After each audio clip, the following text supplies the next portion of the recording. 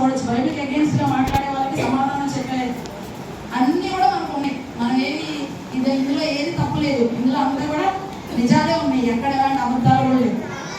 బైబిల్లో చెప్పినవన్నీ ఉన్నాయి. కరోనా గురించి కూడా ఉంది. భయంకరమైన దినాలు వస్తాయి, కొన్ని రోజులు మీరు ఇంట్లోనే ఉండాలి, బయటికి రాకూడదు అని చెప్పి.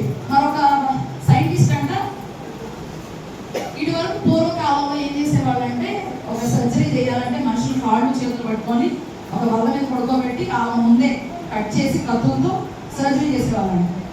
వాళ్ళు చూస్తూ ఉండగానే వాళ్ళకి సర్జరీ ఆపరేషన్ చేస్తూ ఉండేసరికి అమ్మో ఈ రక్తం నాకంత పోతుందని చూసి అక్కడక్కడే జనాలు చనిపోయేవాళ్ళు.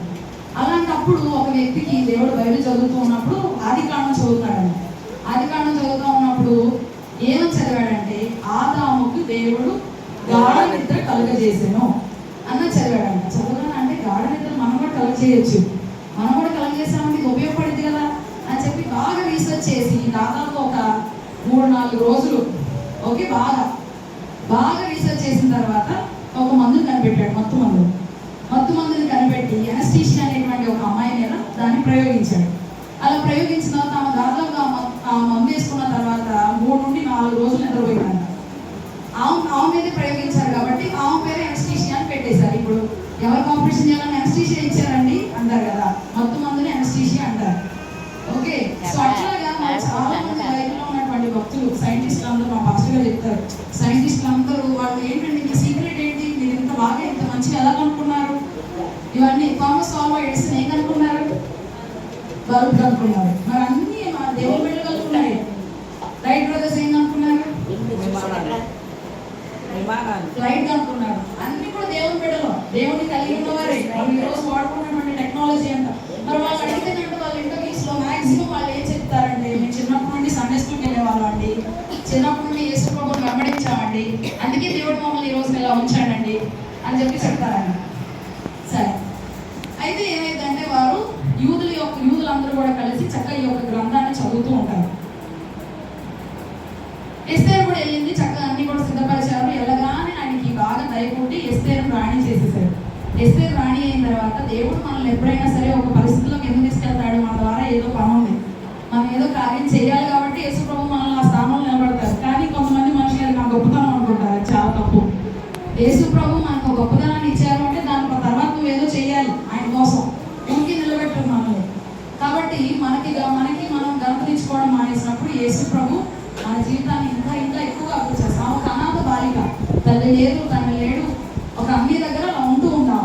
కానీ ఆమె రాణిగా చేశాడు దేవుడు. అతి సామాన్యమైనటువంటి మనుషుల్ని గొప్పవారిగా చేసేటువంటి దేవుడు మన యేసయ్య. దావీదు గొర్రెల కాపరి, మరి మహారాజు అయ్యాడు, ఎంతో ప్రేమించాడు. దావీదు గురించి అంట 1100 సార్లు ఉందంట బైబిల్లో దావీదు దావీదు దావీదు అని. అంత ఎక్కువగా ప్రేమించాడు. దావీదుని ప్రేమించినందుకు ఇంకా అంత ఎక్కువ ఎవరిని కూడా ప్రేమించాడు అంతగా.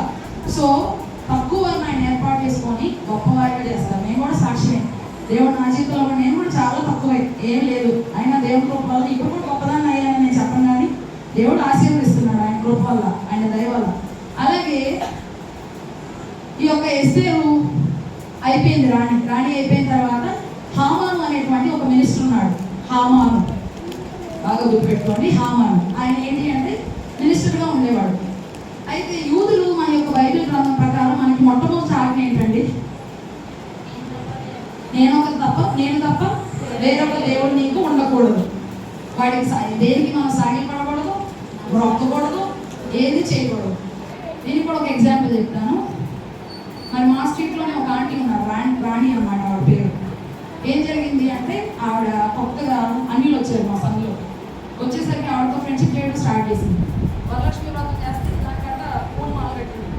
తర్వాత పలహారాలు వేస్తే అవి తింది. తర్వాత ఈవిడ చాలా భక్తి పర్రాలు, చక్కగా రొట్టె చేస్తుంది, మంచిగా వాళ్ళు ఇచ్చేటువంటి రొట్టె మా సంఘంలో చేసే ఆవిడ మంచిగా అన్ని క్రమాలకు వస్తే ఎవరిని తొందరపడి ఏం మాట్లాడదు. కానీ ఇలాంటివన్నీ చేయడం, వాళ్ళతో కూర్చొని మాట్లాడటం, కబుర్లు చెప్పుకోవడం, ఇలా చేయడం దేవుడు చూశాడు. సరైన ప్రార్థన జీవితం లేకపోయినా వేసే మనల్ని పట్టుకుంటారు క్రమాలు. నేను కూడా కొంతకాలం క్రమాలని మానేసి ఇంట్లో కూర్చున్నాను అంతే. స్పోర్ట్స్ డేలో ఎంత భయంకరమైన దెబ్బతగిలిందో అసలు. దేవుడు ఇంకప్పుడు అట్లా మానేయకూడదు అని చెప్పి దేవుడు మనకు కొన్నిసార్లు మనల్ని కూడా గతిస్తూ ఉంటారు. అయితే ఆవిడ రావటం మానేసి తర్వాత మా మమ్మీ వాళ్ళందరూ గతిస్తా చెప్తూనే ఉన్నారు, అలా ఉండద్దమ్మా ఇలా ఉండు అని. అలా చేసినందుకు వాళ్ళ కోడలేదు అందని చెప్పి ఏమీ ఆలోచించకుండా హ్యాండ్ చేసుకొని చనిపోయింది, ఉరేసుకొని చనిపోయింది. మరి అంత దైవికమైన జీవితం జీవించి లాస్ట్లో తన యొక్క లైఫ్లో రాంగ్ స్టెప్ వేసింది. మరి ఆత్మహత్య చేసుకున్న ఆత్మ దేవుని రాజ్యానికి వెళ్తుందా? అస్సలు వెళ్ళదు. చాలా బాధపడ్డాం మేము. ఇంతవరకు చక్కగా దేవునిలో జీవించి లాస్ట్లో ఎందుకు ఇలా అయిపోయింది దేవుడా అని చెప్పి చాలా ఆలోచన చేసాం. ఇక్కడికి వచ్చాక కొంచెం మేము బాగున్నాం. ఇంటి దగ్గర అంతా మా అక్క, అది మా ఇంటి ముందే జరిగింది కదా, తట్టుకోలేకపోయాం అన్నమాట. మరి దేవుని రూపం బట్టి దాని నుంచి కూడా దేవుడు విడిపించాడు. అయితే యూదా జనాంగాన్ని చంపేయాలనేటువంటి ఆలోచన చేశాడు ఈ యొక్క హామాను. ఏంటి అంటే యూదులు ఎవరి ముందు కూడా సాష్టాంగ పడరు, ఇలా వంగరు. అలా వంగడం అనేటువంటిది యేసు ప్రభు దగ్గరే ఉండాలి, మనం ఇంకెవరి దగ్గర వంగకూడదు.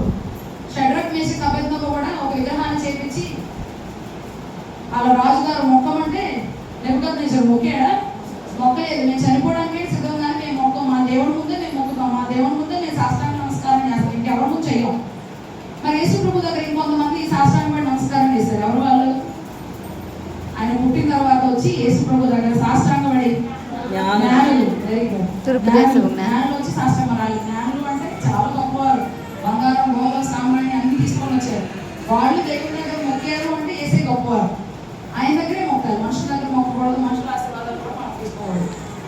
అయితే నేను మొక్కను అట్లాగే నేను మొక్కనంటే మొక్కనని చెప్పి మొదకే మొక్కేవాడు కాదు, ఇట్లా వంగేవాడు కాదు. అది హామానికి చాలా కోపం వచ్చేది. అధికారంలో ఉన్నాను నేను, వీళ్ళందరూ మొక్కుతుంటే వీడు నాకు ఎందుకు మొక్కడు, వీడిని ఏదో ఒకటి చేయాలి అని చెప్పి చూస్తూ ఉన్నాడు అనమాట. అయితే ఈ అవకాశం కోసం ఎదురు చూస్తూ ఉన్నాడు. మొదకే రోజుకి మొదకే మీద కోపం ఎక్కువైపోతా ఉంది. అసలు మొదకే ఒక్కడనే కాదు, మొత్తం యూదులందరినీ చంపేద్దామని చెప్పి ఒక ఐడియాకి వచ్చేసాడు. ఒక ఐడియాకి వచ్చేసి రాజుగారికి తీసుకెళ్ళాడు అన్నమాట. ఒకటి రాశాడు, రాతపత్రికలాగా ఒకటి రాసి యూదులందరినీ, అన్ని దేశంలో ఉన్నటువంటి యూదులందరినీ చంపేయాలి అని చెప్పి ఒక తాకీదు రాయించి 127 సంస్థానాలకు కూడా పంపించారు. ఇంకా అలా పంపించిన తర్వాత అప్పుడు మొర్దెకై చూస్తాడు. అది చూడగానే అమ్మో నా జనాంగం చనిపోతున్నారా, అమ్మో నా జనాంగానికి ఇలా అయిపోతుందా అని చెప్పి బూడిదలో కూర్చొని గోనె పట్ట కట్టుకొని ప్రార్థన చేయడం ప్రారంభిస్తాడు.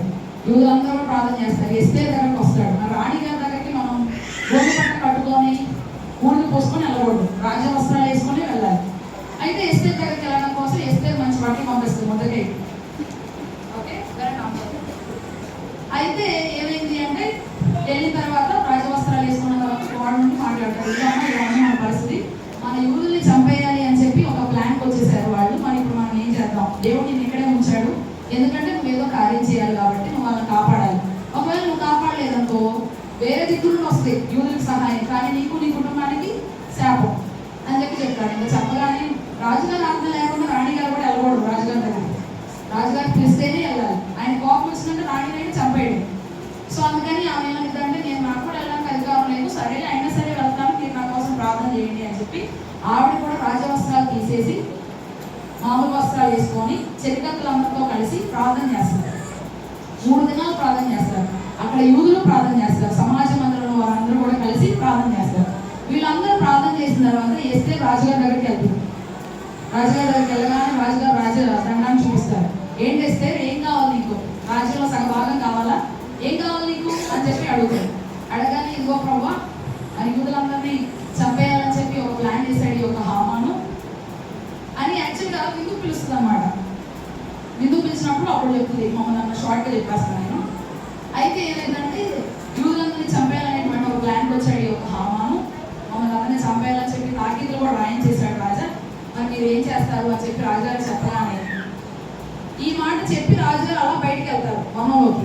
వెళ్ళగానే హామాను వచ్చి ఎస్తేర్ కాళ్ళ మీద పడతాడు. ఎస్తేర్ కాళ్ళ మీద పడేసరికి రాజుగారు మళ్ళీ ఇటు తిరుగుతారు. నీకెంత ధైర్యం ఉంటే రాణిగారి కాళ్ళు పడి రాణిగారి మీద పడతావు నువ్వు అని చెప్పి అక్కడికక్కడే ఉరిమని చెప్తారు. ఇంకా హామాన్ని ఉరి తీస్తారన్నమాట. మొర్దెకై కోసం ఒక ఉరికొమ్మాన్ని రెడీ చేసి పెట్టాడు హామాను. మొర్దెకైని చంపేయాలి అని చెప్పి పెద్ద ఉరికమ్మాన్ని చేశాడు. ఆ ఉరికమ్మ మీద చివరికి హామాన్నే ఉరి తీశారు. ఆయనకి 10 మంది కుమారులు. ఆ కుమారులు కూడా చంపేస్తారు. ఇంకా అట్లాగే యూదుల్ని కాపాడడం కోసం యేసు ప్రభువు ఎస్తేర్ని వినియోగించుకున్నారు. ఎస్తేర్ని వినియోగించుకొని ఈ రోజు కూడా యూదులు ఇంకా ఇలా ఉన్నారు అంటే అలా రోజు ఆవిడ చేసినటువంటి గొప్ప కార్యం. మన జనాంగాన్ని మనం కాపాడుకోవాలి, వారి కోసం ప్రార్థన చేయాలి. మన సుఖంగా నెమ్మదిగా నివసించినట్టు రాజుల కొరకు, అధికారుల కొరకు, ప్రజలందరి కొరకు ప్రార్థన చేయాలి, విజ్ఞాపన చేయాలి. చేసినప్పుడు దేవుడు గొప్ప కార్యాలు చేస్తారన్నమాట. మరి ఎస్తేర్ అలా వాడుకొని యూదులందరినీ కూడా కాపాడటానికి దేవుడు ఎంతగానో ఆ సమాధి ఇరాన్లో ఉందండి, ఒక దేవతలాగా ఆమెను కూడా కొలుస్తారు. కానీ మనకి లేదు. మనకు ఒక్కడే యేసయ్య ఒక్కడే మన దేవుడు. మరియా కూడా దేవుడు కాదు, దేవత కాదు. యేసు ప్రభువే మన యొక్క దేవుడు. దేవుడు ఈ లోకంలోకి రావడం కోసం మరియాని వినియోగించుకున్నారు అంతే. ఆవిడ ఒక సోర్స్ ఈ లోకంలోకి యేసు ప్రభు రావడానికి, కానీ ఆవిడే దేవత అయితే కాదు. సరే, కొన్ని క్వశ్చన్స్ అడిగినా చెప్తారా? ఎవరి గురించి తెలుసుకున్నాం ఈరోజు? ఎస్తేర్. ఎస్తేర్ యొక్క నాన్నగారి పేరేంటి? అబీహాయిల్. Very good, Abihail. సరే, ఎస్తేరు వాళ్ళ పినతండ్రి కుమారుడు ఎవరు అంటే సహోదరుడు మొర్దెకై. ఓకే, ఎవరు ముందు కూడా సాష్టాంగపడి నమస్కారం చేయరు? ఏ జనాంగం? యూదా జనాంగం. ఓకే, యూదా ఎవరి నుండి వచ్చారు తెలుసా? యేసుక్రీస్తు నుండి వచ్చారా?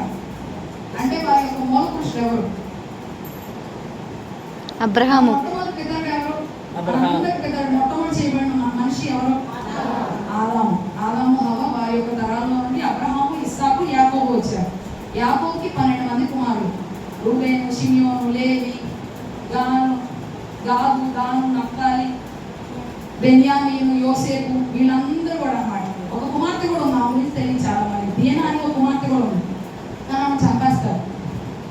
ఓకే, అయితే ఏం జరిగింది అంటే ఈ 12 గోత్రాల నుండి వచ్చినటువంటి వారు యూదా అని ఒక ఆయన ఉన్నాడు.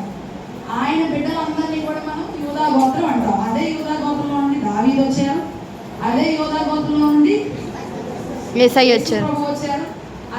అదే గోత్రంలో నుండి అబ్రహాము, వీళ్ళందరూ కూడా వచ్చారన్నమాట. ఓకే, సో అట్లాగా జరిగింది. సరే, ఇప్పుడు మరి ఏం చేశారు వాళ్ళు? ఎన్ని రోజులు ప్రార్థన చేశారు? 3 రోజులు ప్రార్థన చేశారు. ఎలా ప్రార్థన చేశారు? నార్మల్గా చేశారా? ఉపవాసం ప్రార్థన చేశారు, మామూలు బట్టలతోనే. ఎలా ప్రార్థన చేశారు? గోనె పట్ట కట్టుకొని బూడిదలో కూర్చొని ప్రార్థన చేశారు. రాణి గారు కూడా చేశారా? చేశారు. మరి ఎవరు చంపాలనుకున్నారు యూదులు అందరినీ కూడా? ఏం సిద్ధం చేశాడు మొర్దెకై కోసం? ఒక ఉరిపోయిన సిద్ధం చేశాడు. మరి ఎవరు ఊరి తీశారు అందులో? హామాన్నే ఊరి తీశారు. ఎన్ని సంస్థానాలు ఉన్నాయి అహష్వేరోష్కి? 127 సంస్థానాలు. ఎన్ని రోజులు మీద చేశారు?